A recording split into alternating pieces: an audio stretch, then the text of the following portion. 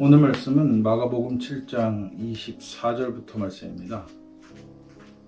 시로 페니키아 여자의 믿음이라는 제목이 달린 말씀이죠. 그러니까 유대인들은 유대인 그리고 이방인 이렇게 구별을 합니다. 그래서 자기네들 성전에도 이방인의 뜰이라고 해서 이방인과 더불어 살았던 민족이에요. 자기들 자체가 이제 떠돌이 민족이죠. 떠돌이 민족이 팔레스타인 지역에 들어오면서 살게 되니까 당연히 그 지역에 원래 살고 있던 주민들과 함께 살아야 되는 구조였어요. 그래서 그들은 자기 유대인만을 빼고 나머지는 다 이방인이라고 얘기했던 거죠. 그리고 철저하게 구별하고 차별합니다. 그래서 오늘 본문에 보면 이렇게 이방인이면서 유대인들과 어울려 살 수밖에 없는 사람들이 있었어요. 특히 여자들인 경우에 그런 경우들이 많았죠. 왜냐하면 유대인 남자들이 이방인 여자들과 결혼을 할 수도 있었으니까. 그렇게 해서 들어와서 살게 되면 여자는 이방인인 거죠. 그리고 남편이 죽게 되면 이방인 취급을 또 당하는 거예요. 어떻게 해서 평생을 살아도 유대 공동체 안에는 들어올 수 없는 사람들이에요. 들어올 수 없는 사람들. 근데 오늘 그런 여자 중에 한 명이 딸아이가 굉장히 아팠다는 거예요. 그래서 예수가 자기 마을에 왔다는 소리를 듣게 되죠. 그리고 많은 병자들을 고쳤다는 이야기도 들었어요. 그러니까 이 여인은 의원을 찾아갈 만한 마땅한 돈도 가지고 있지 않고, 또 유대인들 중에서 의술을 가진 사람은 이방인들은 더러운다고 생각하니까 만져주지도 않고, 그러니까 결국 이 아이는 누구에게도 도움을 받을 수 없는 상황이에요. 그러니까 이 여자는 간절한 마음으로 예수를 찾아갔던 겁니다. 그래서 예수에게 아이를 살려달라고 얘기하죠. 그리고 이 이야기를 들은 예수의 대답이 정말 기상천외합니다. 예수께서는 자녀들을 먼저 배불리 먹여야 한다. 자녀들이 먹는 빵을 강아지들에게 던져주는 것은 옳지 않다고 말씀하셨다.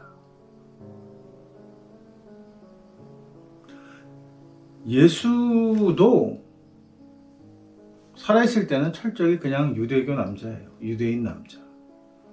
자기는 선택받은 백성이고 자기네들은 인간이고 이방인들은 짐승처럼 생각하는 유대인적인 사고 방식에서 조금도 벗어나지 않은 남자예요. 예수 자체도. 그러니까 예수가 자기를 믿고 그래서 찾아와서 간절한 마음으로 딸을 고쳐달라고 하는데 거기다 대고 뭐라고 얘기하냐면 나는 유대인들을 위해서 왔다는 거예요. 여기서 자녀들을 먼저 배불리 먹여야 한다는 말은 뭐냐면 나는 유대인들을 위해서 왔다는 거예요. 자기는 이 성서 자체는 그렇게 기록되어 있는 거예요. 자기는 하나님으로부터 아들이라고 인정을 받았고 내 아버지는 야훼인데 야훼에게 자식은 유대인밖에 없는 거예요. 그리고 유대인 외의 이방인은 전부 짐승 같은 존재죠. 강아지라고 표현을 했습니다. 개새끼라는 표현을 하는 거죠. 그래서 저는 이 유대교를 기반으로 한 종교들이 야훼가 인간을 만든 창조주라고 얘기하는데 참 콧웃음이 나는 거예요. 인간을 창조해놓고 자기가 모든 인간의 형상을 가진 모든 생명체는 자기가 만든 피조물인데 그 중에서 유대인만 인간이라는 거예요. 나머지는 짐승이라는 거죠. 짐승처럼 생각을 했기 때문에 노아의 방주에도 노아의 식구만 태우는 거예요. 나머지는 다 짐승이니까. 짐승 한 쌍씩에 노아도 한 쌍 들어가 있는 거예요. 야훼라는 종교, 모세가 만든 이 야훼라는 종교에 있어서 유대교, 그 다음에 그 전통을 이어받은 기독교에 있어서 인간은 그냥 신이 만든 물건에 불과한 거예요. 짐승에 불과한 거예요. 그 중에서 유대인들은 자기네들은 조금 선택받은 짐승이었다고 생각해요. 그러니까 방주에 한 쌍씩 탈 때 거기는 가족이 한 가지로 들어간 거죠. 그거를 믿음이라고 생각하고 그걸 선택받았다고 생각하니까 이 종교가 얼마나 웃기는 종교냐는 거예요. 이 뒤에 이런 모욕에도 불구하고 이방 여인은 그 모욕을 꼭 참고 딸을 고쳐야겠다는 간절함 때문에 이렇게 이야기합니다. 주인상에서 떨어지는 음식을 개는 먹고 삽니다.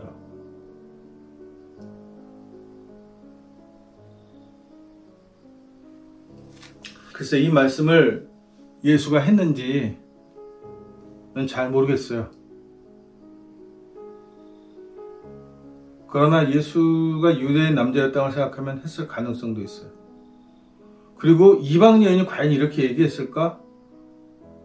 그것도 잘 모르겠지만 뭐 사실일 가능성도 있죠. 그런데 종교가 어떤 짓을 하지 말아야 되느냐를 저는 오늘 이 말씀에서 배운다는 거예요. 여인은 간절합니다. 자기 딸을 고쳐줄 사람이 아무도 없어요, 주변에. 또 이 아이를 로마 의원에게 들어가서 보일 만큼의 돈도 가지고 있지 않고 연줄도 가지고 있지 않아요. 그러니까 간절한 거죠. 딸을 살리겠다는 마음은 간절하니까 예수, 종교를 찾아왔단 말이에요. 근데 여기가 뭐냐면 너희가 개라는 걸 인정해. 그래서 개라는 걸 인정을 했더니 아이가 병이 나왔더라. 너희는 야만인이야.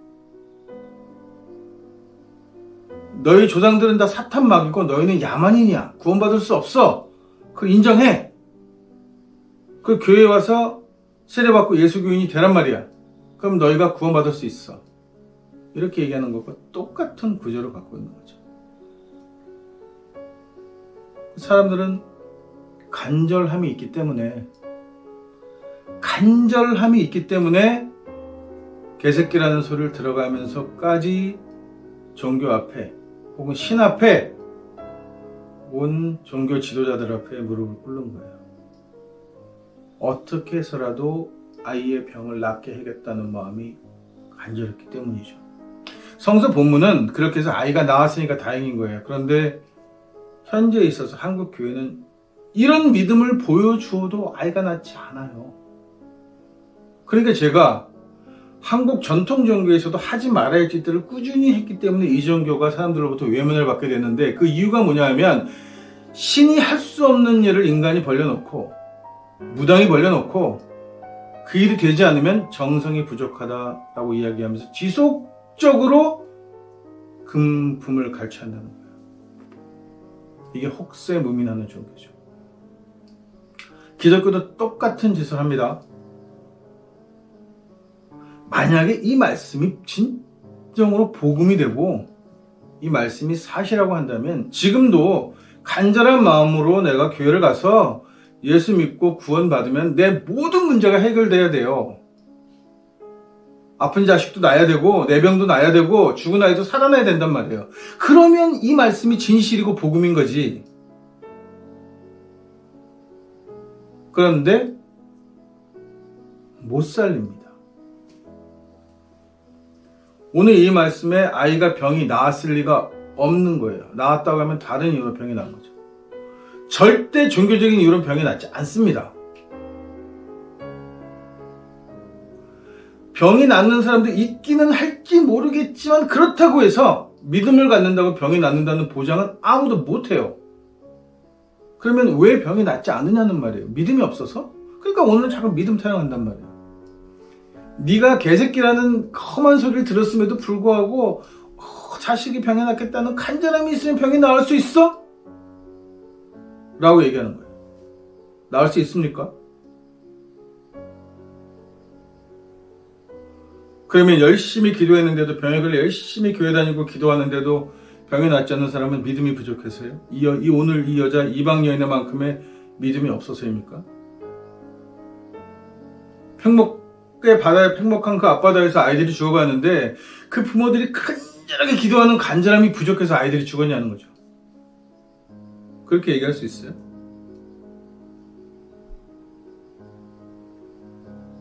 만약 그렇게 얘기한다면 그거는 그렇게 얘기하는 놈이 개새끼인 거예요. 못 살려요. 병에 낫지도 않습니다. 그러니까 그런 일로 믿음을 강요하는 것은 사기예요. 그래서 우리가 예수를 믿는다는 것이 무엇인가에 대한 고민을 많이 해봐야 되는 거예요. 오늘 이 이야기는 역시나 바울의 기독론으로 어느 정도 교회가 안정되고 성서가 재편집되는 과정에서 믿음을 강조하기 위해서 쓴 거예요. 특히 이방인들을 향해서 너희는 다 개새끼인데 너희가 개새끼라는 걸 인정하면 구원의 길로 들어갈 수 있다라고 하는 아주 지독한 개소리를 하는 본문이란 말이에요. 그러니까 우리는 당연하게 개새끼인 거를 거절해야 해요. 내가 종교가 나한테 개새끼라고 하는 것을 내가 아멘 안 했다고 해서 아이가 죽는 건 아니란 말이에요. 내가 이런 종교의 부당한 행위를 거절하고 종교가 요구하는 것들 내가 거절한다고 해서 내게 불행이 닥치는 게 아니에요. 그 사람은 시기적으로 아니면 환경적으로 그런 일을 당할 수밖에 없는 상황이기 때문에 그런 거예요. 아이가 병에 걸렸으면 병원에 가야죠. 종교에 매달려야 병이 낫지 않습니다. 근데 병원까지 열심히 다니고 내가 교회도 열심히 다니는데 아이가 죽었어. 그렇다고 내가 종교에 뭔가를 해야 되는데 그걸 안 해서 아이가 죽은 건 아니라는 거예요.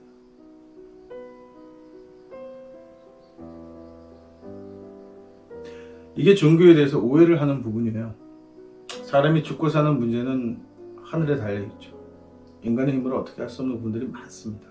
의학이 발달했지만 여전히 사람이 죽고 사는 문제는 그렇게 쉽지 않아요. 그런데 우리가 종교라는 건 뭐냐면 이거는 뒤집어 생각을 해야 해요. 내게 안 좋은 일이 당했다, 뭔가 좋지 않은 일이 있을 때 내 삶을 돌아보는 계기를 삼으라는 거지, 아이의 불행이 내 잘못은 아니었을까라고 부모 입장에서 생각해 볼 수 있죠. 그렇게 하고 앞으로 내가 살면서 좀 더 올바른 삶을 살아가고 죽은 아이에게도 부끄럽지 않은 아빠가 되고 부모가 되고 그렇게 살아가기 위해서 종교적 가르침이라고 생각하고 이걸 교훈이라고 받아들일 수는 있는 거예요. 그런데 실질적으로 이게 무슨 과학적인 무슨 연관관계가 있는 것처럼 이야기하면 안 된다. 종교는 그렇게 설명하면 안 돼요. 신과 인간의 관계는 절대 이렇게 설명하면 안 됩니다. 오늘 이 본문의 말씀이 이 여인이 믿음을 가졌기 때문에 아이가 낳았다고 이야기하면 안 돼요.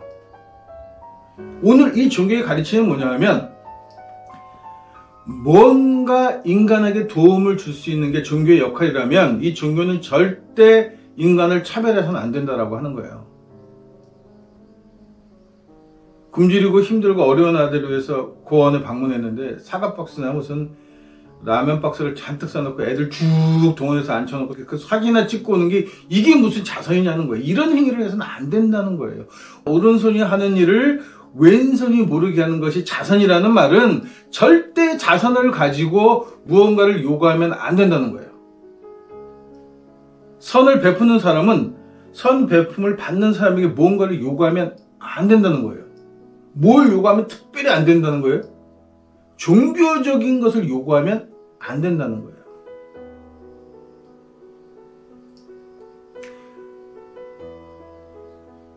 가서 정직하고 올바르게 살아라고 얘기해 줄 수 있죠. 네가 앞으로 교회를 열심히 다니고 예배에 빠지지 않고 11절을 잘 드려야 된다고 얘기하면 안 된다는 거예요.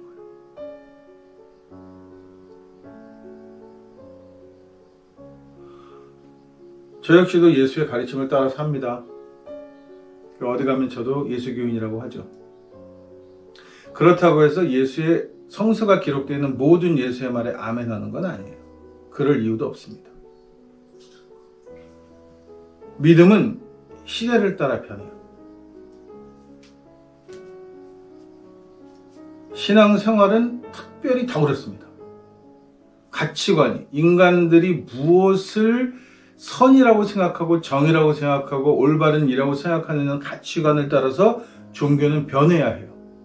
종교적인 절대적 가치라는 건 존재하지 않아요. 이 모세 종교, 야훼 종교가 얘기하는 유일신 종교라는 이 사상은 절대 선이 될 수 없어요. 왜냐하면 신은 유일하지 않기 때문에. 이렇게나 많은 민족이 이렇게나 다양한 피부 색깔을 가지고 이렇게나 다양한 문화를 갖고 있는데 신이 하나다? 이런 얘기를 하면 안 되는 거예요. 이거는 해먹은 쾌캐먹은 개소리인 거예요. 이걸 그대로 유지하니까 항상 자기네 종교는 사람이고 나머지는 짐승처럼 본단 말이에요. 자기네들은 구원을 받을 수 있는데 나머지는 우리가 아니면 너희를 구원해 줄 수 없다는 오만과 착각에 빠지는 거예요. 아니에요. 모든 종교에는 구원이 있고 모든 종교에는 신에게 가는 길이 있고 어떤 종교도 인간의 삶에 관여할 수 없기도 해요. 공평한 거예요. 특별한 종교라는 건 존재하지 않습니다. 사실 종교는 그럴 필요가 없는 거예요. 그런 종교는 필요 없는 거란 말이에요. 오늘 본문 말씀에서 우리가 반드시 깨달아야 될 것이 있습니다. 예수의 가르침 중에 무엇이 정말 우리에게 하고 싶었던 말일까? 정말 예수에게서 우리는 무엇을 배워야 할 것인가? 이 고민을 깊게 하지 않으면 오늘 이렇게 종교로부터 개새끼라는 소리를 들으면서까지 믿음이라는 이유로 활짝 웃으면서 아멘 해야 하는 멍청한 짓을 지속적으로 계속할 거고 이런 멍청한 믿음을 계속 후손에게 물려주는 멍청한 짓을 또한 계속하게 될 거고